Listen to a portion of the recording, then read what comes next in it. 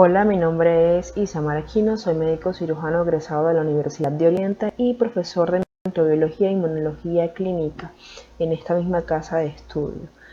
En esta oportunidad vamos a hablar de malaria. Para mí sería la segunda vez que hablo de malaria en un módulo y pues vamos a abocarnos principalmente a las complicaciones más comunes. Pero para hablar de las complicaciones de malaria tenemos que conocer su epidemiología y también un poco la fisiopatología, debido a que la gente causal más frecuente o mayormente implicado en las complicaciones por malaria es Plasmodium falciparum.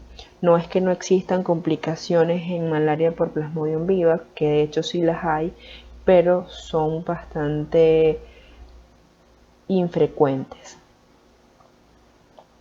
Ahora bien, abocándonos entonces a lo que es la epidemiología mundial, malaria sigue siendo la enfermedad parasitaria más importante. Para el 2018, la Organización Mundial de la Salud registró un total de 228 millones de casos, de los cuales 400.000 fueron muertes, y de estos, el 67% de estas muertes estuvo representada por niños menores de 5 años. Entre 2018, entre 2015, 2017 y 2018 se ha registrado un incremento de los casos de malaria en lo que es América Latina o la región de las Américas, y pues lamentablemente este aumento de casos ha sido también debido a los casos reportados en Venezuela.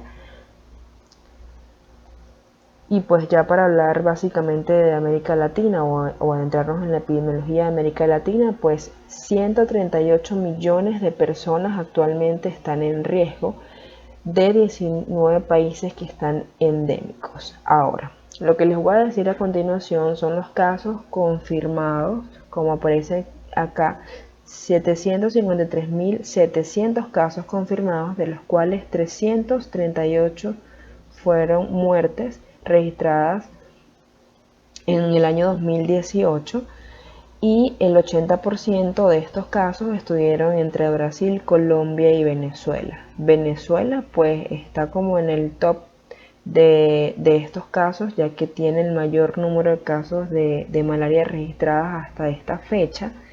Y pues como tal y como sale acá, 9 países registraron un aumento de la incidencia en el año 2018 en comparación con 2015, y entre ellos está Venezuela.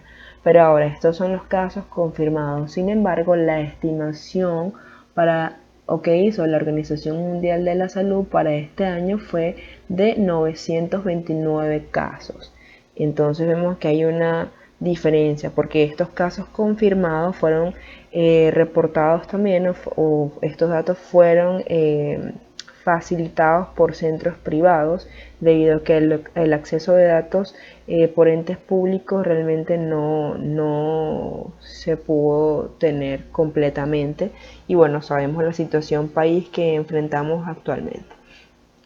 En la OMS ellos dicen que el parásito mayormente implicado en las infecciones por malaria en América o en la región de América es Plasmodium vivax, con el 80% de los casos, y el 20% está debido a malaria por Plasmodium falciparum, y este tiene una mayor mortalidad asociada debido a su mecanismo fisiopatológico, que ya más adelante voy a explicar brevemente.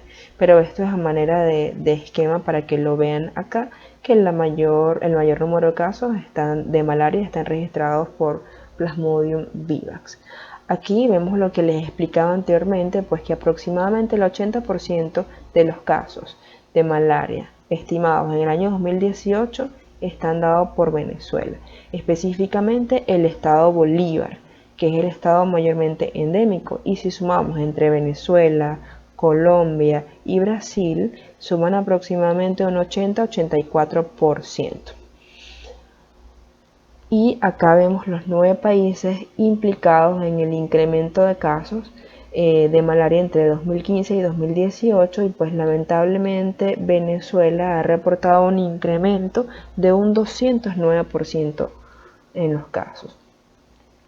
Hubo un estudio que se realizó en 2018 en este estado, un trabajo que fue publicado, ya más adelante van a ver de qué se trata, pero este fue publicado por un grupo de investigación del estado Bolívar y pues ellos encontraron una tasa de prevalencia de Plasmodium vivax que coincide con las cifras de la OMS. Como vemos acá en este estudio, fueron 161 pacientes estudiados, donde también se estudió la coinfección con otros virus y bacterias, y pues Plasmodium vivax fue el más prevalente con el 66% de los casos y Plasmodium falciparum con 27% de los casos y solo un 7% registraron infecciones mixtas. Estos son datos arrojados tras evaluar 161 pacientes en 3 centros de salud del estado Bolívar.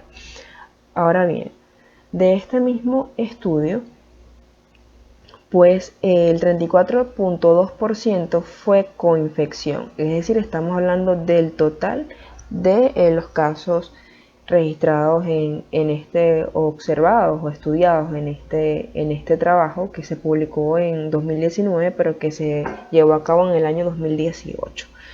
Y de estos, el 48.8% fue por Plasmodium vivax, es decir, que estas coinfecciones, de estos datos de coinfección, estuvo mayormente implicado Plasmodium falciparum, y las coinfecciones más comunes encontradas fueron por virus del dengue, seguido por el virus de la hepatitis A con 11.8%, seguido de virus de la hepatitis B, posteriormente virus de chikungunya y en un 3.7% asociados a leptospirosis. Las manifestaciones clínicas de malaria tienen mucho en común con, por ejemplo, las del dengue, porque hay fiebre, e igual que el virus de chikungunya, donde hay fiebre.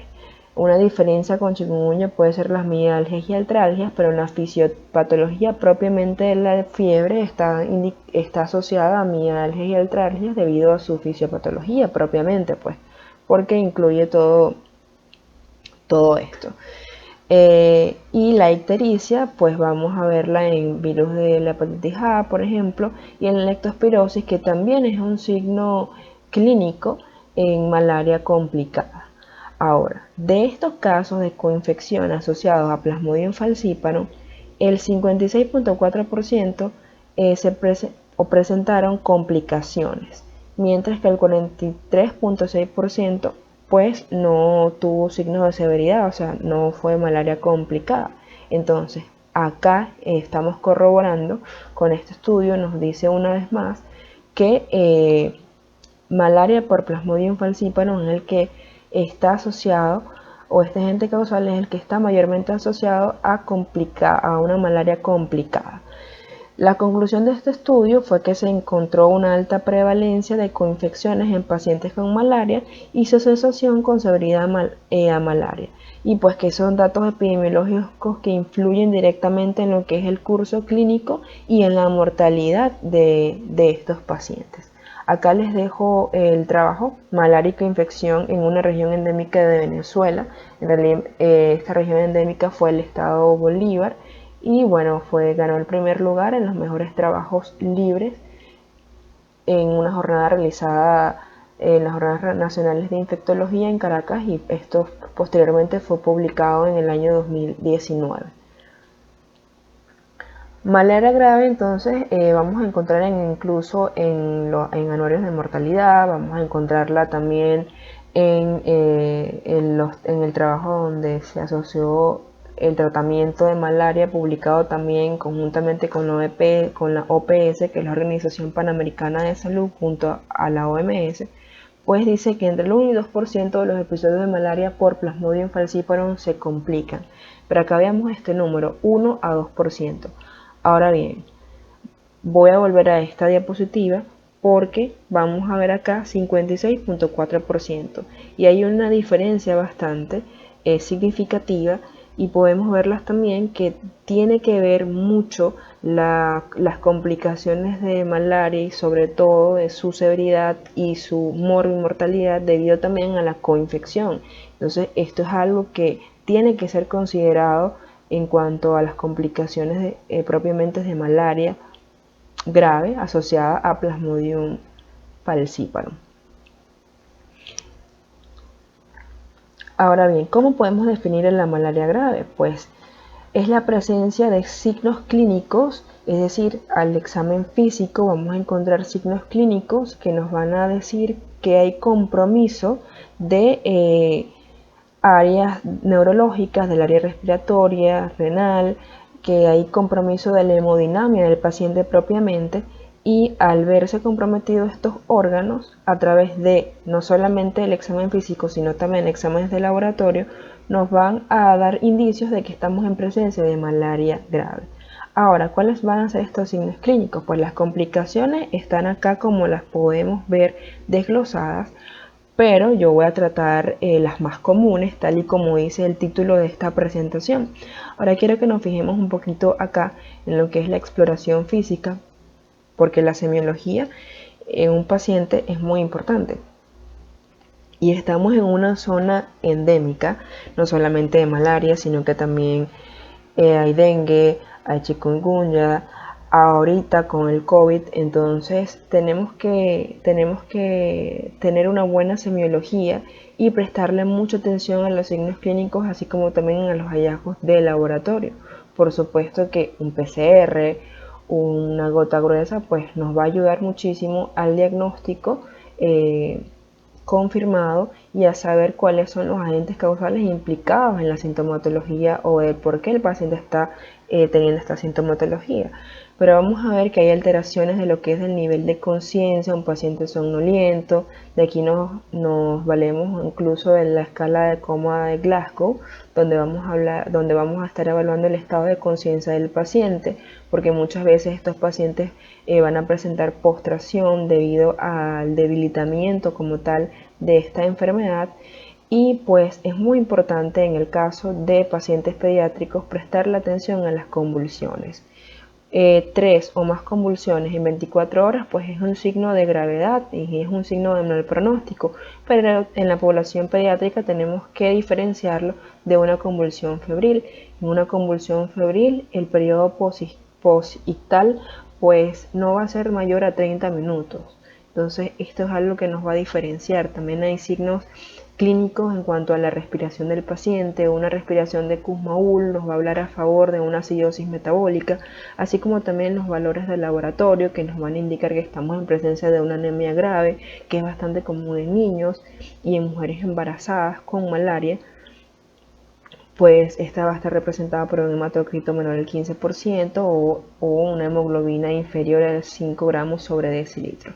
Pero muy bien, antes de adentrarnos en explicar como tal las complicaciones más frecuentes, pues vamos a hablar brevemente un poco de lo que es la fisiopatología de malaria por Plasmodium falciparum y por qué ocurren o por qué es más complicada o por qué se complica. Bien, voy a explicar a grosso modo que cuando un mosquito, en este caso el Anopheles, pica a una persona, va a introducir o va a inyectar aproximadamente una decena de esporozoitos, los cuales van a viajar rápidamente al hígado. Ellos van a hacerlo porque están en la circulación mayor, es decir, que el flujo sanguíneo es mucho más rápido, además que también van a hacerlo por vía linfática, van a llegar al hígado donde hay una circulación menor y donde van a entrar entonces los esporozoitos y se van a cumplir lo que es el ciclo hepático, en el cual se va a formar el esquizonte hepático o extraeritrocitario. No me voy a detener en los procesos que ocurren acá en vista del tiempo y quiero que prestemos atención en lo que voy a explicar más adelante, pero sabemos que los esporozoitos cuentan con una proteína que se denomina circunmerozoito, que es lo que le va a permitir migrar por diferentes hepatocitos en el proceso de su maduración hasta completar y formar el esquizonte hepático, donde va a contener varios merozoitos. Entonces, además de esto, él va a penetrar acá el hígado, el esporozoito, y se va a introducir en una célula de Kupffer, que es un macrófago, y esto le va a permitir evadir el sistema inmunológico. Entonces, cuando él está haciendo su invasión como tal y en el proceso de reproducción, no va a haber ninguna señal por parte de nuestro sistema inmunológico de que estamos en presencia o de que estamos infectados por Plasmodium, ya sea vivax o falciparum. Lo que sucede es que cuando ocurre la ruptura del esquizonte hepático, pues se van a liberar una cierta cantidad de merozoitos que van a ser el doble o el triple de la cantidad que he inyectado de la decena. Y pues vamos a tener que estos merozoitos van a salir recubiertos por un estruma o merosoma, que son restos de un hepatocito que ya ha colapsado. Y esto le va a permitir a estos merozoitos pues seguir evadiendo el sistema inmunológico. Cuando ellos hacen su ciclo, que ya están en el torrente sanguíneo, ellos van a pasar por el pulmón y aquí se van a liberar de esta membrana, de esta estruma, y pues van a penetrar rápidamente un glóbulo rojo. Al penetrar rápidamente el glóbulo rojo, pues aquí se va a empezar el ciclo eritrocitario, donde se van a formar vamos a tener esta forma característica de anillo, que es un trofozoito joven, hasta finalmente formarse el trofozoito maduro. Y en este proceso vamos a ver que hay digestión de la hemoglobina, y en este proceso de digestión de la hemoglobina pues va a quedar una sustancia de residuo que es el grupo M, y el grupo M es tóxico para el trofozoito. Entonces él realiza un proceso de destoxificación y va a formar el pigmento palúdico. Ahora, hay algo particular con Plasmodium falciparum, y es que él tiene la capacidad de invadir no solamente eritrocitos maduros, sino también los reticulocitos. Es decir, tiene va a haber un mayor índice de parasitemia, mayor destrucción de glóbulos rojos, mayor penetración de estos, mayor cantidad de glóbulos rojos infectados, lo cual va a contribuir todo esto a que tenga una clínica mucho más brusca, una clínica mucho más aguda, y muchas veces en el caso de la anemia, por ejemplo, no le va a dar chance o que no nos va a dar chance a nuestro cuerpo a que se adapte a este proceso, y pues por eso es que existen otras manifestaciones clínicas como son la disnea, y bueno, ya que más adelante voy a estarlo explicando. Pero entonces esto le confiere a Plasmodium falciparum pues la invasión a los glóbulos rojos, tanto maduros como inmaduros, es decir, reticulocitos y eritrocitos, pues le va a permitir una mayor virulencia, porque él tiene la capacidad de invadir eritrocitos de cualquier edad. Entonces los invade, los destruye, se multiplica en ellos, y esto va a tener varias repercusiones. Ahora bien, pasa algo muy importante. Cuando el trofozoito invade los glóbulos rojos y se cumple todo este ciclo eritrocitario, donde se van a formar también merozoitos, y estos merozoitos van a eclosionar, que cuando se destruye el glóbulo rojo infectado finalmente, para liberar otra cantidad de merozoitos, aquí vamos a empezar las manifestaciones clínicas y vamos a empezar a tener fiebres. La fiebre es una fiebre terciana, porque primero, es decir, cada 3 días, cada 48 horas vamos a tener picos febriles, se van a ver registrados, y pues esto va a permitir la activación de los monocitos y los macrófagos, es decir, en este momento se activa pues nuestro sistema inmunológico, que es nuestro mecanismo de defensa, pero los macrófagos y los monocitos van a liberar interleuquina 1 y factor de necrosis tumoral alfa. Y el factor de necrosis tumoral alfa se va a liberar en una gran cantidad debido a que Plasmodium falciparum va a estar destruyendo en mayor proporción a los glóbulos rojos, debido a que invade reticulocitos y eritrocitos. Y este factor de necrosis tumoral alfa va a propiciar a su vez que en el endotelio vascular se estimulen la producción de receptores endoteliales que le van a permitir a estos glóbulos rojos infectados adherirse pues al endotelio vascular. ¿Cómo lo van a hacer? Bueno, acá hay un fenómeno que se denomina citoadherencia de células endoteliales. Esto es un glóbulo rojo infectado. Acá vemos el trofozoito que está dentro. Él forma dentro del glóbulo rojo una vacuola. Él necesita la mayor cantidad de espacio dentro del glóbulo rojo. Es decir, por eso es que él hace la digestión de la hemoglobina, porque la hemoglobina simplemente le estorba.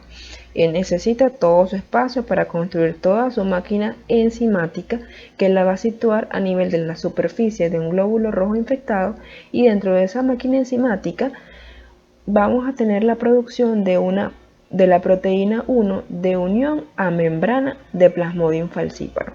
Entonces, estas proteínas van a estar situadas y se van a formar en forma de anillos, que son producciones electrodensas que se denominan COMS. Entonces, estas producciones electrodensas de esta proteína se van a fijar a los receptores que ya van a ser estimulados para que se produzcan en el endotelio vascular, que es ICAN1, BCAN1 en mayor proporción y en menor CD36 y condroitin sulfato. Entonces, estos receptores endoteliales es lo que le va a permitir la adherencia, es decir, la citoadherencia de un glóbulo rojo infectado por Plasmodium falciparum a su endotelio. ¿Qué pasa?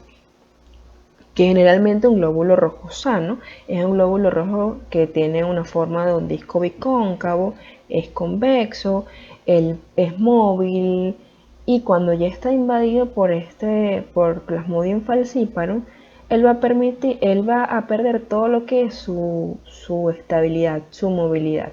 Y aparte, ya colocó en su superficie estructuras que le van a decir al sistema inmunológico: mira, aquí está sucediendo algo.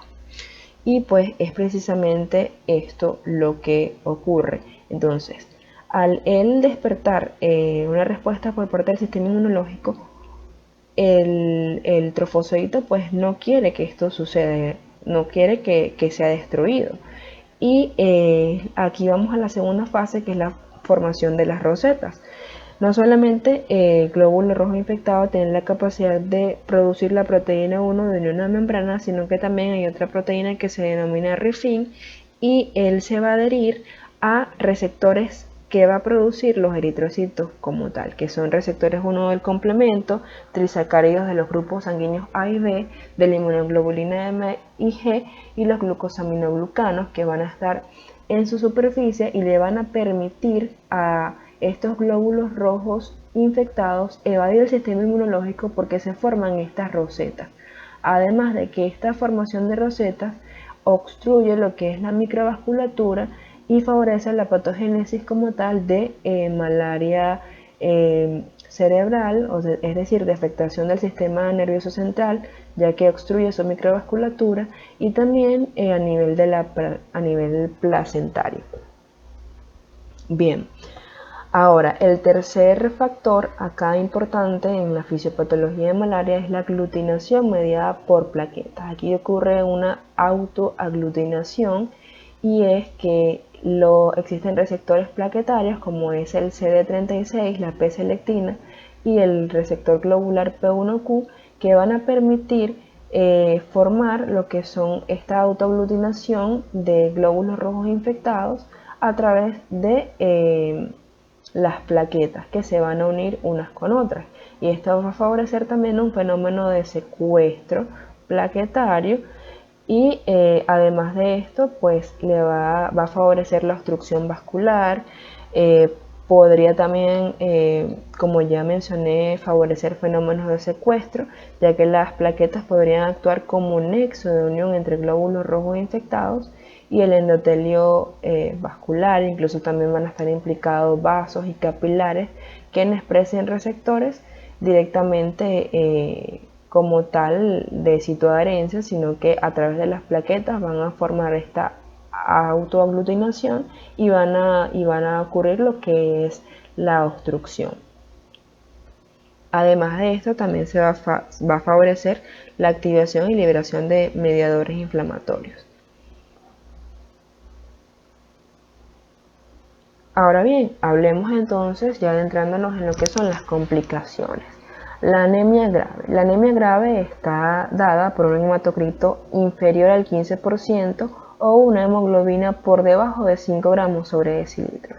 La anemia grave en niños es bastante común, es la principal causa de muerte incluso, y pues cuando la anemia es aguda e intensa, es decir, que una hemoglobina por debajo de 5 gramos sobre decilitro, al paciente, como yo mencionaba anteriormente, no le va a dar tiempo de compensar esto y pues vamos a tener otras manifestaciones clínicas como son la taquicardia y la disnea.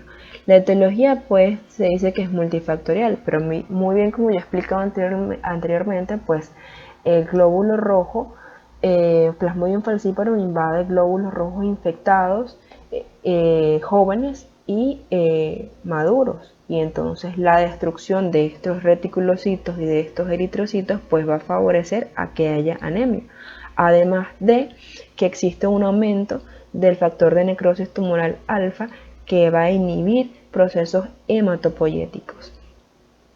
Bien, y como dice acá, se asocia a mortalidad materna y perinatal y a un aumento del riesgo de hemorragia puerperal.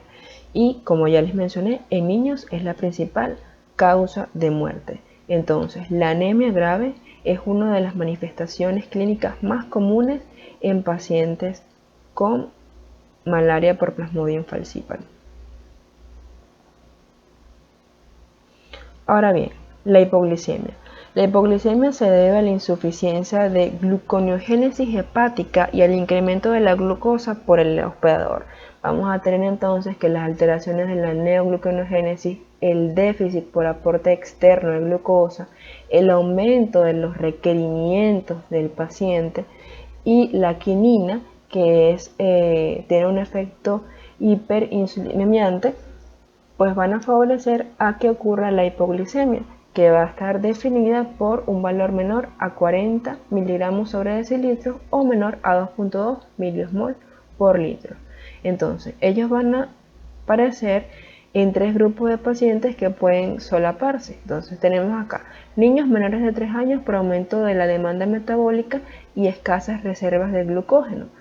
Podemos ver que también está asociado a desnutrición, coma, acidosis metabólica, deterioro de la perfusión, pacientes que son tratados con quinina debido a lo que les acabo de mencionar y pacientes embarazadas que después del tratamiento con quinina pues empiezan a manifestar esta patología y pues ellos se asocian también a acidosis láctica, y esto tiene esto es de gran importancia porque tiene una elevada mortalidad. Ahora bien, un paciente con una hipoglicemia, los signos clínicos van a ser un deterioro de nivel de conciencia, ansiedad, sudoración, midriasis, disnea, sensación de frío, taquicardia, mareos, convulsiones generalizadas. Y esto puede pasar desapercibido porque son manifestaciones clínicas que pueden aparecer por sí solas en un paciente con malaria grave. Entonces, la hipoglicemia muchas veces pasa desapercibida, pero hay que estar pendiente, y por eso es que es muy importante los valores del laboratorio, y por eso es muy importante la hidratación correcta del paciente y no sobrepasar la sobrehidratación también, porque esto podría contribuir a fenómenos hemorrágicos en el caso del parto como tal. Ahora, en las manifestaciones clínicas tenemos el edema agudo de pulmón no cardiogénico y el síndrome de distrés respiratorio agudo. Es difícil distinguir clínicamente estas dos situaciones que, por otra parte, pueden coexistir ambas al mismo tiempo. El edema agudo de pulmón no cardiogénico tiene una mortalidad del 80%. Puede aparecer varios días después del inicio de la quimioterapia, sobre todo en pacientes embarazadas. El primer indicio de que hay un edema agudo de pulmón es el aumento de la frecuencia respiratoria y pues la disminución de la presión arterial de oxígeno. Entonces la hipoxemia, vamos a tener hipoxemia y esto nos va a llevar a que ocurran convulsiones y por supuesto deterioro del nivel de conciencia. El mecanismo fisiopatológico que puede explicar esto es que hay un aumento de la permeabilidad vascular debido a iatrogenia, y esta iatrogenia pues es debida a como tal a la sobrehidratación, a la sobrecarga hídrica. Entonces, esto es muy común en pacientes embarazadas por esto, y por eso les decía anteriormente que es muy importante el manejo de los líquidos. Ahora, otra de las manifestaciones clínicas respiratorias más comunes es el síndrome de distrés respiratorio. Es la complicación respiratoria más grave. Hay un aumento de la permeabilidad vascular, hay hipoxemia, muchas veces requiere ventilación mecánica asistida. Estos son pacientes que realmente puede que al cabo de cierto tiempo pueden mostrar signos de recuperación y de repente caen en un distrés respiratorio agudo, necesitando ventilación mecánica, y muchas veces estos pacientes llegan hasta la muerte. Esta es una radiografía de tórax en proyección anterior-posterior, y aquí podemos ver un derrame pleural bilateral, está cefalizado, y pues vamos a ver infiltrados reticulares en los 4 cuadrantes. Acá vemos un edema bastante grande.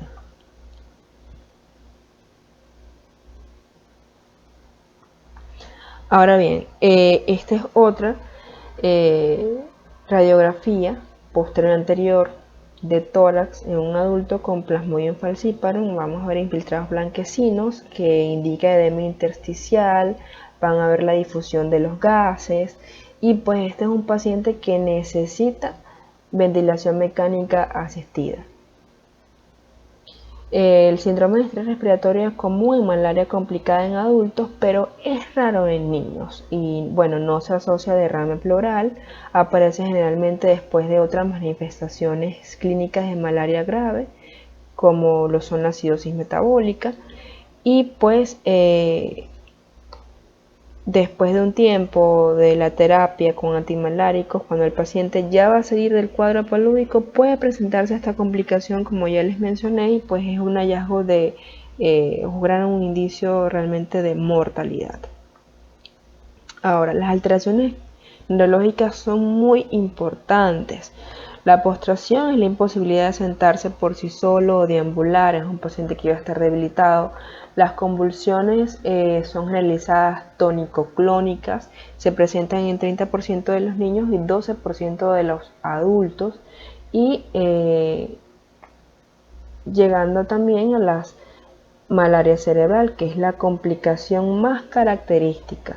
La complicación más característica de una malaria grave es una encefalopatía simétrica difusa, cursa con signos de afectación troncoencefálica y tiene una alta mortalidad asociada. En zonas endémicas, su diagnóstico implica la exclusión de otras causas de coma, por ejemplo, postcrítico, una hipoglicemia, una meningitis. Y tenemos entonces que la retinopatía malárica, que está representada por lo que son hemorragias y un blanqueamiento retiniano, microhemorragias, cambios en lo que es la vasculatura y papiledema, es un hallazgo importante de diagnóstico de malaria cerebral. Entonces, él es de mal pronóstico y además de eso nos confirma el diagnóstico de malaria cerebral. Como ya les dije, es la complicación más característica.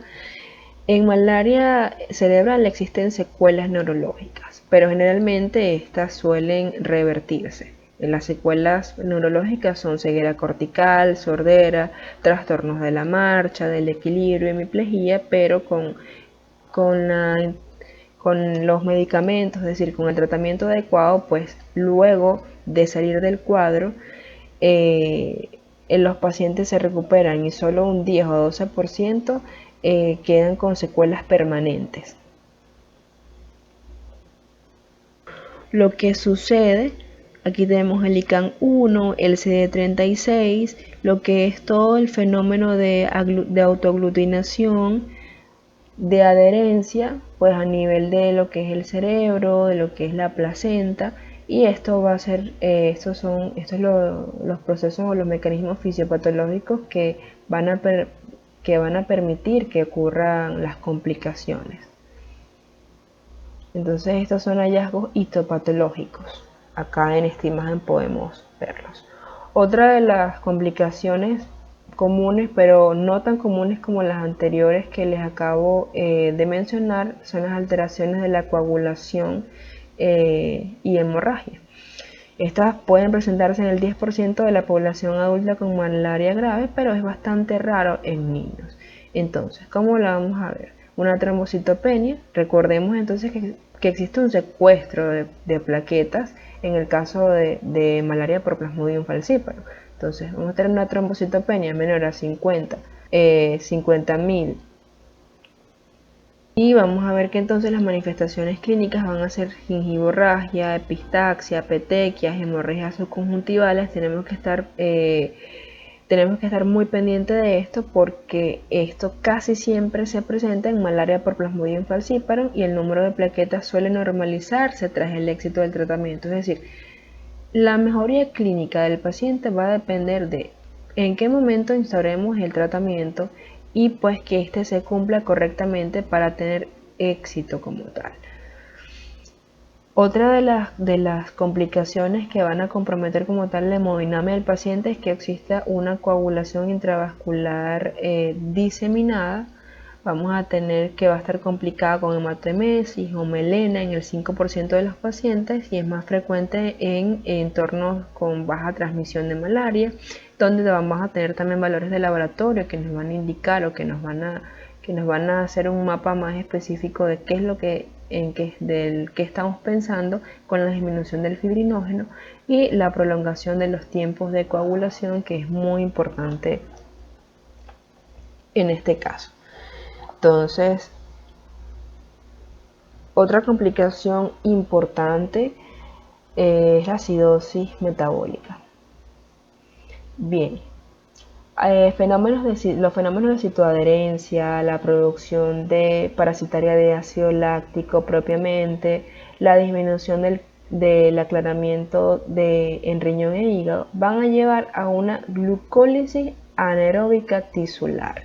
Y esta glucólisis anaeróbica tisular va a llevar a que exista una disminución del bicarbonato inferior a 15 milimol por litro, va a haber un exceso de base superior a 10 y un pH por debajo de 7.25, lo cual nos va a definir que haya un lactato plasmático superior a 5 milimol por litro, y todo eso va a contribuir a empeorar el distrés respiratorio como tal.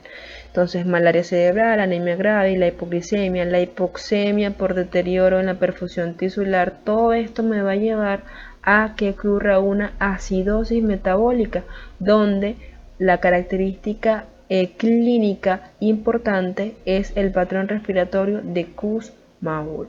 ¿Dónde más vamos a verlo eso?